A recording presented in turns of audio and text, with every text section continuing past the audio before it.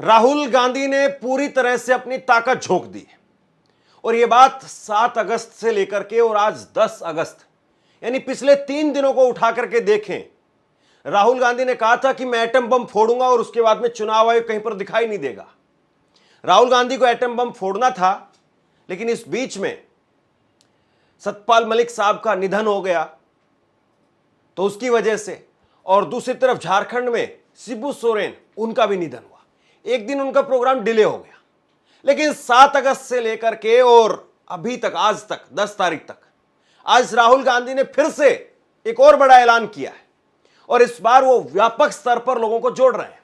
लेकिन सवाल यह है कि जिस तरीके से कांग्रेस पार्टी, इंडिया गठबंधन, राहुल गांधी सब मिलकर के जिस तरीके से इस मामले को ताकत देने का काम कर रहे हैं, कल को यह मामला सुप्रीम कोर्ट में चला जाता है। सुप्रीम कोर्ट अगर एक फैसला ले लेता है, और वो फैसला ऐसा भी नहीं है कि कोई फैसला बहुत ऐसा हो कि लिया ही नहीं जा सकता है, बहुत व्यवहारिक सी बात है, और सुप्रीम कोर्ट अगर इस काम को कर दे तो क्या वाकई प्रधानमंत्री नरेंद्र मोदी की कुर्सी चली जाएगी? यह सबसे बड़ा सवाल है। राहुल गांधी ने जिस तरीके से अपनी ताकत इसके पीछे झोंकी है, अब अगर सुप्रीम कोर्ट ने भी इस मामले में फैसला ले लिया, हालांकि पहले तो मामला सुप्रीम कोर्ट में जाना जरूरी है, लेकिन मामला तो सुप्रीम कोर्ट में जाकर के रहेगा। अब राहुल गांधी ने आज क्या किया है, पहले मैं आपको वो बता देता हूं और उसके बाद में किस तरीके से चीजें जो है वो आगे बढ़ रही हैं और सुप्रीम कोर्ट तक जाएंगी तो सुप्रीम कोर्ट में कौन सा फैसला जो है लिया जा सकता है, उस पर बात करेंगे। सबसे पहले आप जरा एक बार ये राहुल गांधी की छोटी सी वीडियो सुनिए। आज उन्होंने एक नए अभियान की शुरुआत कर दी है। It is critical that we expose voter चोरी। इस कैंपेन का आप पूरा समर्थन कीजिए। Please support this campaign fully. हमारे वेबसाइट पे पूरा का पूरा इंफॉर्मेशन है, डेटा है। आप इस मूवमेंट में शामिल होइए और हिंदुस्तान में जो वोटर चोरी हो रही है उसको रोकने का काम कीजिए। धन्यवाद। राहुल गांधी ने कहा कि वोट चोरी एक व्यक्ति एक वोट के बुनियादी लोकतांत्रिक सिद्धांत पर हमला है। स्वतंत्र और निष्पक्ष चुनावों के लिए साफ सुथरी मतदाता सूची अनिवार्य है। चुनाव आयोग से हमारी साफ मांग है, पारदर्शिता दिखाएं और डिजिटल मतदाता सूची सार्वजनिक करें ताकि जनता और राजनीतिक दल उसका खुद ऑडिट कर सकें। आप भी हमारे साथ में जुड़ करके इस मांग का समर्थन करें। वोटचोरी.in एक वेबसाइट जारी की है, वहां पर जाकर के समर्थन दे, और एक मोबाइल नंबर जारी किया है, उस पर मिस कॉल देकर के समर्थन करें। यह लड़ाई लोकतंत्र की रक्षा की है। तो राहुल गांधी कह रहे हैं कि भाई बहुत जरूरी है अब इसको लेकर के जन समर्थन जुटाया जाए। लेकिन राहुल गांधी जिस बात को कह रहे हैं और चुनाव आयोग से कह रहे हैं कि आप डिजिटल वोटर लिस्ट दीजिए ताकि हम सब अपने आप खुद ऑडिट कर सकेंगे उसका। अगर आप डिजिटल वोटर लिस्ट दे देंगे तो हम खुद जो है ऑडिट करेंगे और खुद आपको बता देंगे। राहुल गांधी का सारा फोकस इस वक्त में अगर किसी चीज को लेकर के है तो वो है कि चुनाव आयोग हमें डिजिटल वोटर लिस्ट दे। लेकिन मैं आपको बता दूं, आज भी बिहार के अंदर जो लिस्ट जारी की गई है वो डिजिटल नहीं है। बिहार में एसआईआर की प्रक्रिया के बाद में बिहार में चुनाव आयोग की तरफ से नई सूची जो जारी की गई है। हालांकि अभी इसमें 1 सितंबर तक काटछाट होगी। जिसका नाम नहीं है, जिसकी कोई आपत्ति है, वो अपनी आपत्ति दर्ज करवा सकता है। तो अब जो है वहां पर भी बिहार में भी चुनाव आयोग ने जो सूची जारी की है वो सूची ऐसी है, स्कैन करके, जैसे कि ये पेज है, इस पेज को टाइप करके कि इस पेज में क्या क्या लिखा हुआ है वो टाइप करके नहीं डाला है, इसको स्कैन करके डाला है। अब इसको आप डाउनलोड करेंगे तो ये ऐसे ही डाउनलोड होगा और इसमें आप एडिट करके चेक नहीं कर सकते कुछ भी। कि इसमें किसी का नाम चेक करना है तो चलिए रमेश नाम से कोई भी चेक करेंगे, फट से निकल करके आ जाएगा, ऐसा नहीं है। आपको एक एक पेज में बारीकी से जाना पड़ेगा। और दूसरा ये किया है बिहार के अंदर कि जो फाइल पहले डाउनलोड होती थी वो फाइल अब बड़ी कर दी गई है, मतलब ज्यादा समय लेगी वो डाउनलोड होने में। खैर, डाउनलोडिंग की स्पीड का मसला जो है वो फील्ड में जरूर रहता है, ऑफिस में या घरों में जो है लोग आजकल वाईफाई से काम करते हैं। लेकिन मेन सवाल क्या है? मेन सवाल यह है कि Rahul Gandhi digital voter list पर पूरा जोर दे रहे हैं। अब लोगों से कह रहे हैं कि भैया आप चुनाव आयोग से हम ये मांग कर रहे हैं, आप भी ताकत दीजिए। और उसके बाद में राहुल गांधी के इस कैंपेन के साथ में कांग्रेस के तमाम नेता कार्यकर्ता सब जुट रहे हैं कि हम भी इसके मुहिम के साथ में हैं। अब अगर यह मामला कल को सुप्रीम कोर्ट चला जाता है, राहुल गांधी कहते हैं कि भाई हमारे पास में 1 करोड़ से ज्यादा, 2 करोड़ से ज्यादा या 10 लाख से ज्यादा लोगों ने जो है वो रिक्वेस्ट किया है कि हां डिजिटल वोटर लिस्ट होनी चाहिए, लेकिन चुनाव आयोग दे नहीं रहा है। राहुल गांधी क्या वाकई सुप्रीम कोर्ट जाएंगे इसको लेकर के? आज मैंने कांग्रेस के रणनीतिकार गुरदीप सप्पल का इंटरव्यू किया है। 30-32 मिनट का एक लंबा इंटरव्यू हुआ और इस पूरे मुद्दे को मैंने उनके साथ में बैठ करके खंगालने की कोशिश की कि आखिरकार कांग्रेस के मन में क्या है। ये चेक करने की कोशिश की कि कांग्रेस कितनी गहराई से इस मुद्दे पर उतर रही है। और उनसे भी मैंने सवाल किया कि क्या आप सुप्रीम कोर्ट जाएंगे, क्योंकि अब दोनों धड़ों में लड़ाई हो गई है। एक तरफ जो है राहुल गांधी का धड़ा है जो कह रहे हैं, आरोप लगा रहे हैं, दूसरी तरफ चुनाव आयोग जिस पर आरोप लग रहे हैं। तो जिस पर आरोप लग रहे हैं वो आदमी तो चेक करके अपने आप को दोषी साबित या निर्दोष साबित कर नहीं सकता है। अब तो कोई हायर अथॉरिटी ही इस बात का फैसला कर सकती है, और वो हायर अथॉरिटी है सुप्रीम कोर्ट, क्योंकि चुनाव आयोग उससे ऊपर सुप्रीम कोर्ट ही है। हालांकि ये सब अपने आप में इंडिपेंडेंट बॉडी है, चुनाव आयोग भी एक इंडिपेंडेंट बॉडी है, सुप्रीम कोर्ट भी इंडिपेंडेंट बॉडी है।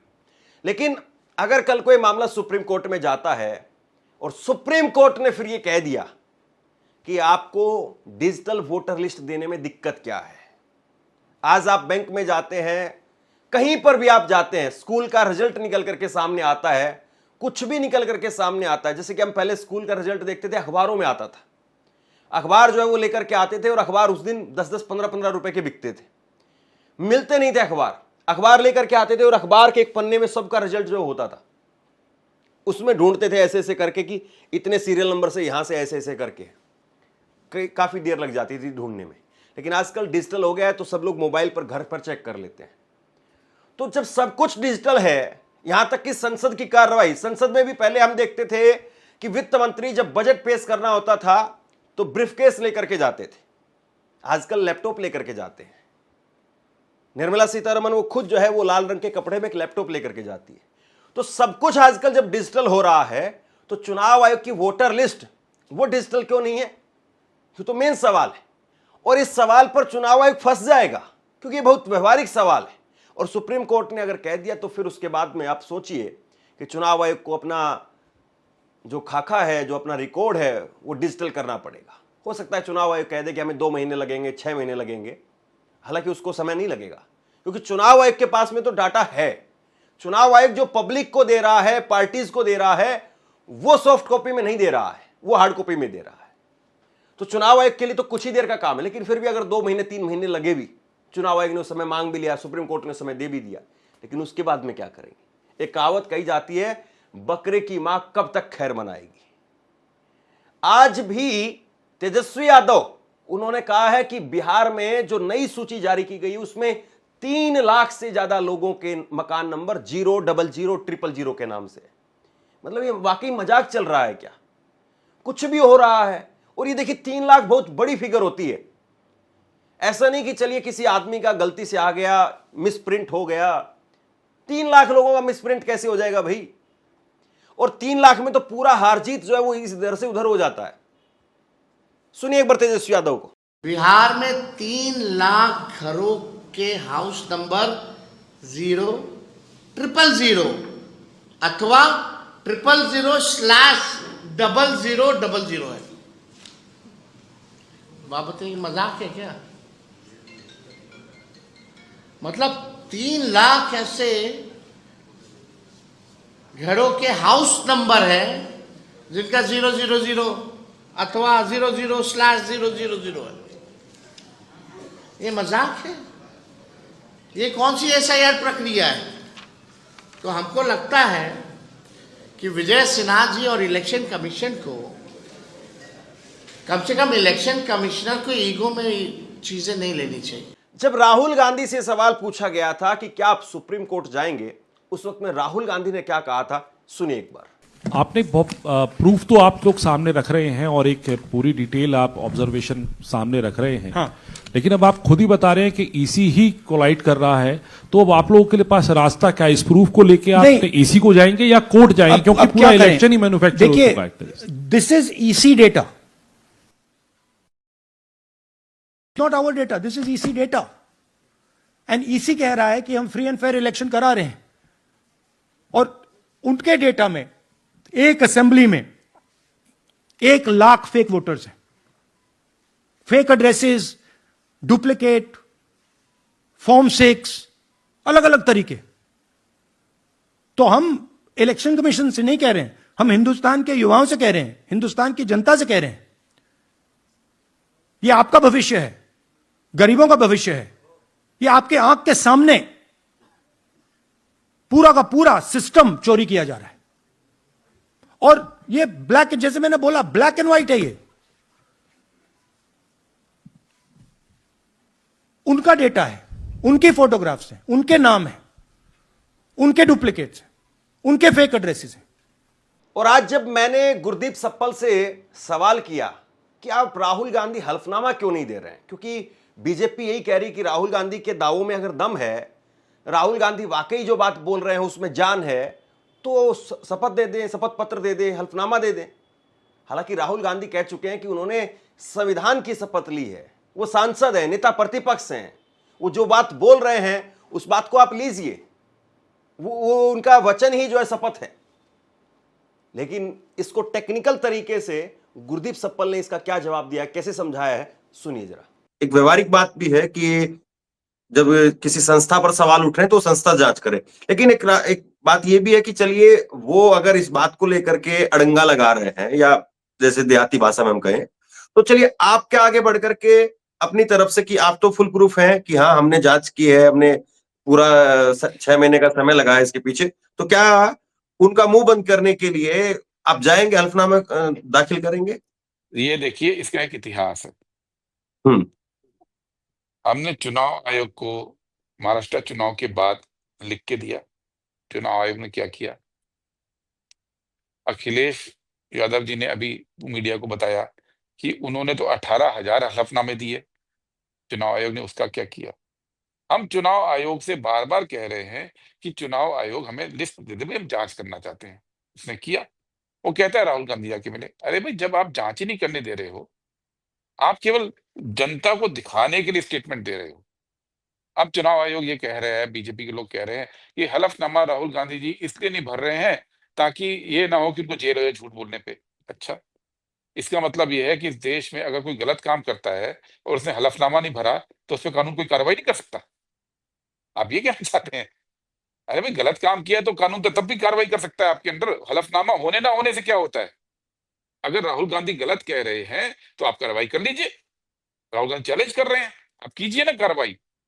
क्या चुनाव आयोग ये कहना चाह रहा है, क्या भारतीय जनता पार्टी के लोग ये कहना चाह रहे हैं कि अगर राहुल गांधी हलफनामा दे देंगे तब तो उन पे झूठ बोलने की कार्रवाई हो सकती है, हलफनामा नहीं देंगे तो उन पे कोई कार्रवाई नहीं होगी? क्या देश का कानून ऐसा है धर्मेंद्र जी कि अगर कोई व्यक्ति कुछ भी गलत काम करे, कोई भी गुनाह करे, तो अगर उसने एफिडेविट नहीं दिया है तो चुनाव आयोग उस पर कोई कानून उस पर कार्रवाई नहीं कर सकता?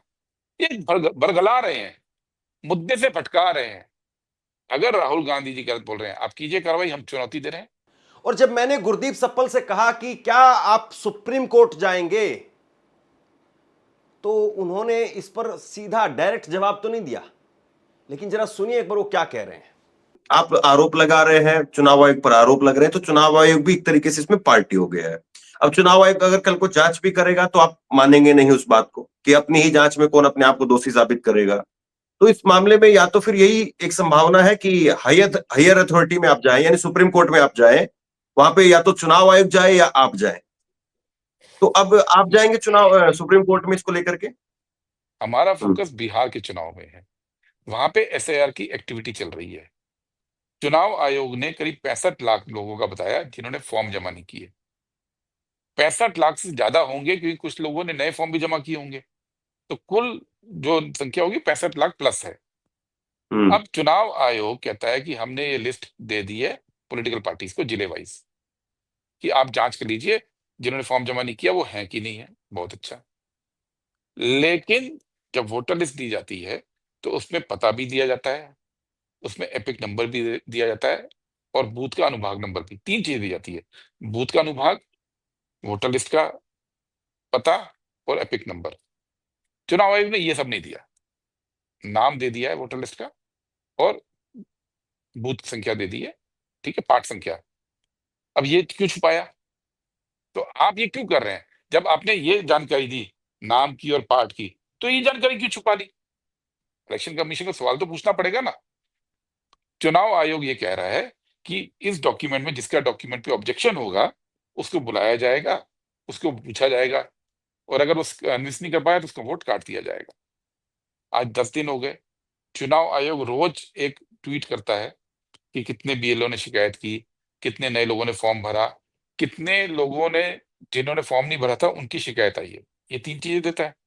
लेकिन चुनाव आयोग जो मुख्य डेटा है कि उसके एईआरओ और ईआरओ ने कितने लोगों के कागजात आज जांचे, कितने लोगों के कागजात एक्सेप्ट किए, कितने लोगों के कागजात रिजेक्ट किए, और कितनों को आज बुलाया अपनी सफाई देने के लिए, और उसका निष्कर्ष क्या रहा, असली तो ये है, वो नहीं बता रहा है। गुरदीप सप्पल यहां पर बच रहे थे सुप्रीम कोर्ट को लेकर के, और राहुल गांधी भी बच रहे थे। मुझे लगता है कि कांग्रेस की शायद रणनीति यह है कि हम अभी इस पर अपने पत्ते नहीं खोलेंगे, जल्दबाजी नहीं दिखाएंगे, क्योंकि हम इस मुद्दे को पहले नीचे तक पहुंचाना चाहते हैं। सुप्रीम कोर्ट तो आप किसी भी क्षण जा सकते हैं, आपके पास में वकीलों की एक बहुत बड़ी फौज है। कभी भी आप कहेंगे, कपिल सिब्बल से कहें या किसी और से कहें कि भाई ठीक है सुप्रीम कोर्ट का दरवाजा खटखटाइए, वो आधी रात को भी खटखटा देंगे। वो पहले शायद ये कर रहे हैं कि हम पहले लोगों तक जाएं, सुप्रीम कोर्ट तो कभी भी चले जाएंगे।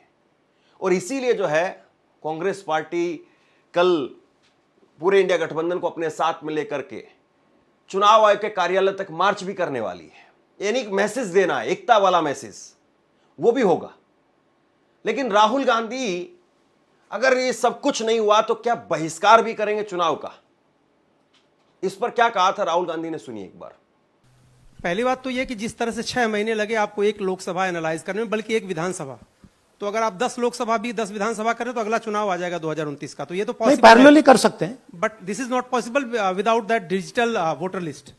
Yes. क्या जब तक आपको डिजिटल वोटर लिस्ट नहीं मिल जाती अब आने वाले समय में, तेजस्वी यादव ने एक आइडिया फ्लोट किया है कि भाई जब इसी तरह से चुनाव होना है, एसआईआर होना है, इस तरह से जो आप बता रहे हो एक विधानसभा में 1 लाख फर्जी वोटर हैं, तो चुनाव लड़ने का क्या मतलब होगा, क्या मकसद होगा, और क्या अगला चुनाव आप लोग बायकॉट करने, जैसा कि तेजस्वी यादव ने कहा, उस बारे में भी थोड़ा बहुत विचार कर रहे हैं? और ये सरकार जो आज है इस वोट के जरिए पर, इस सरकार के बारे में क्या कहेंगे? नहीं, देखिए ऑपोजिशन पार्टीज क्या एक्शन लेंगी, आने वाले समय में कैसे करेंगे, वो अलग बात है। इस प्रेस कॉन्फ्रेंस का लक्ष्य यह है कि आपको पता होना चाहिए, देश को पता होना चाहिए, देश के युवाओं को पता होना चाहिए कि जो आपका वोट है उसे हम पवित्र मानते हैं, होली मानते हैं, उसे चोरी किया जा रहा है। कौन सी फोर्सेस हैं आप जानते हो, कैसे हो रहा है हमने आपको अभी दिखाया है। पहले 100% प्रूफ हमारे पास नहीं था तो मैं ऐसी बात नहीं बोल सकता था, झिझक के बोलता था, बट 100% प्रूफ है। इनका डेटा है, 5 तरीके हैं, ब्लैक एंड व्हाइट है, और यह सिर्फ एक कंस्टिट्यूंसी में नहीं हुआ है, यह मल्टीपल कंस्टिट्यूंसीज में किया गया है। तो हम सिर्फ एक बात कह रहे हैं कि इलेक्शन कमीशन को बहाने नहीं बनाने चाहिए। इलेक्ट्रॉनिक वोटर लिस्ट हमारे हवाले कर देनी चाहिए, सीसीटीवी फुटेज हमें दे देना चाहिए। और मैं सिर्फ राहुल गांधी नहीं बोल रहा हूं, मैं कांग्रेस पार्टी का नेता हूं, और जो मैं बोल रहा हूं वो सारे के सारे ऑपोजिशन लीडर्स ने भी बोला है। हिंदुस्तान में 60% से ज्यादा वोट ऑपोजिशन का है। राहुल गांधी ऐसा नहीं दिखाई दे रहा है कि वो जल्दबाजी में है। ऐसा लग रहा है कि वो पिछले 10-11 सालों से जो गलती कर रहे थे या जो काम नहीं कर रहे थे वो अब उनको समझ में आ रहा है, और अब बहुत जल्दी जो है वो लग गए हैं। ऐसा नहीं कि अभी कोई बहुत बड़ा चुनाव है, बिहार का चुनाव है, और बिहार के चुनाव के बाद में बंगाल, लेकिन यहां पर कांग्रेस कोई बड़ी पार्टी नहीं है, ये सच्चाई है। बिहार में अगर आप देखें तो बिहार में बीजेपी, आरजेडी, ये 2 बड़ी पार्टियां हैं। फिर उसके बाद में नीतीश कुमार की पार्टी रहेगी तीसरे पर या कांग्रेस रहेगी तीसरे पर, चौथे पर। इसकी जो है लड़ाई है, तीसरे चौथे पांचवें की लड़ाई है कि कौन कहां पर रहता है। बंगाल में बात करेंगे तो बंगाल में बीजेपी और टीएमसी वो दो बड़ी पार्टियां हैं। असम में चुनाव होगा तो असम में जरूर कांग्रेस वहां पर मुख्य विपक्षी दल है, लेकिन राहुल गांधी पूरी ताकत लगा करके अभी से लड़ रहे हैं और वो इस बात पर लग गए हैं कि अगर चुनाव आयोग की कुंडली हाथ में लग जाए तो फिर सारा खेल जो है समझ में आ जाएगा और फिर प्रेशर जो है वो इस तरीके से बनेगा कि चुनाव आयोग चाह करके भी कुछ नहीं कर पाएगा। राहुल गांधी तो अब मोदी की सीट तक दावा करने लगे हैं। याद रखिए, नरेंद्र मोदी 25 सीट की मार्जिन से प्रधानमंत्री हैं। एक सीट हमने दिखा दी कि चोरी हुई है।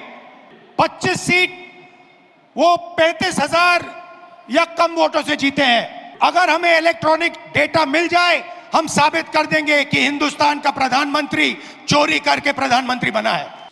अब कुल मिलाकर के देखना यह है कि यह मामला किस तरीके से आगे बढ़ता है, कैसे आगे बढ़ता है, राहुल गांधी कितने लोगों को अपने साथ जोड़ पाते हैं, जनता से इसका किस तरीके का रिएक्शन निकल करके सामने आता है। और मामला अगर सुप्रीम कोर्ट में पहुंचता है तो सुप्रीम कोर्ट क्या वाकई ये फैसला देने के लिए तैयार होगा कि डिजिटल वोटर लिस्ट तो आपको देनी पड़ेगी।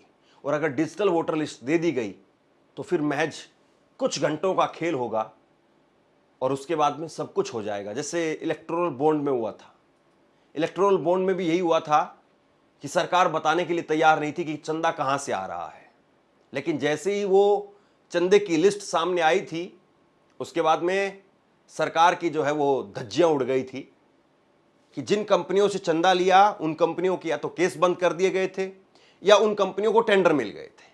ये बातें निकल करके सामने आई थी।